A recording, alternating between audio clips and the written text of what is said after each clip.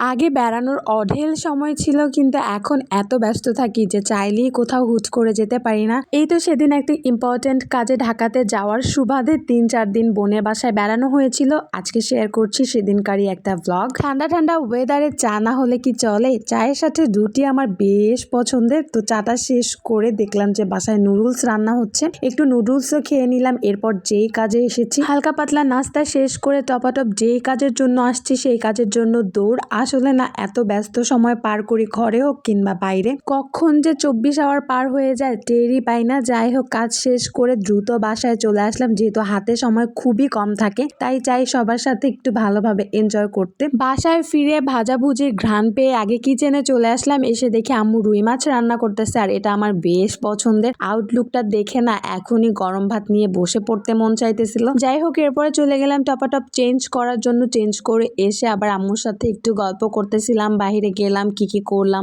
এবং কি কি হলো সেখানে সবকিছু ডিটেইলসে বলতেছিলাম, আর তার কাজে একটু হেল্প করতেছিলাম। আমি যখন যেই কাজে বাইরে যাই না কেন, বাসায় এসে ডিটেইলসে আম্মুর সাথে শেয়ার করি যে এটা হয়েছে, এটা করছি সবকিছু। আম্মুকে বলতে না অন্যরকম একটা ভালো লাগা কাজ করে, তাই ডেইলি লাইফের সবকিছু এসে আম্মুকে শেয়ার করা হয়। কথা বলতে বলতে একটা বিষয় মাথায় আসলো, যে লোকে বলে যে যদি তুমি তোমার লাইফে যতদিন বেঁচে থাকবা সেই খাওয়া আগেই খেয়ে ফেলো, তাহলে তাড়াতাড়ি মারা যাও, বা ইন ফিউচার খাইতে পারবা না, ডায়াবেটিস বা বিভিন্ন রোগের কারণেও তোমার খাওয়া দাওয়া কমে যাবে। ঠিক তেমনি আমি মনে হয় ছোটবেলা আমার সব বেড়ায় রাখছি, যার জন্য এখন চাইলেই আর বেড়াইতে পারি না। ছোটবেলায় না স্কুল ফাঁকি দিয়ে বা স্কুল বন্ধ দিয়ে টিউশন অফ দিয়ে অনেক বেড়াইতাম, যখন মন চায় তখন নানুর বাসায় চলে যাইতাম। অনেক বেড়াইছি, আনলিমিটেড বেড়াইছি বলতে গেলে। তাই এখন আর ভাগ্যে ওইভাবে বেড়ানো নাই। যাই হোক, এখানে আম্মু কচুর শাক বাগার দিল। গুড়ি কচুর শাক কোনো প্রন ছাড়া কিছু ছাড়া এইভাবে রান্না করলেন, আমার খুব ভালো লাগে। জাস্ট তেলের মধ্যে পেঁয়াজ আর রসুন দিয়ে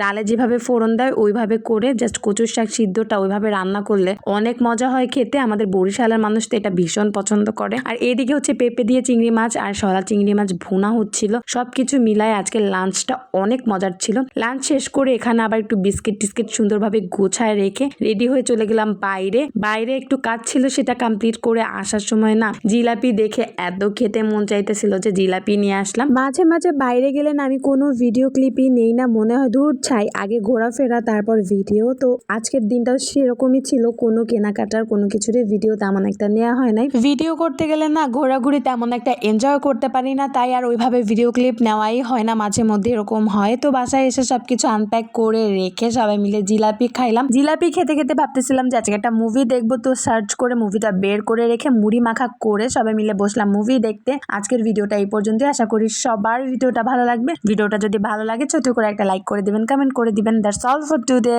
আল্লাহ হাফেজ।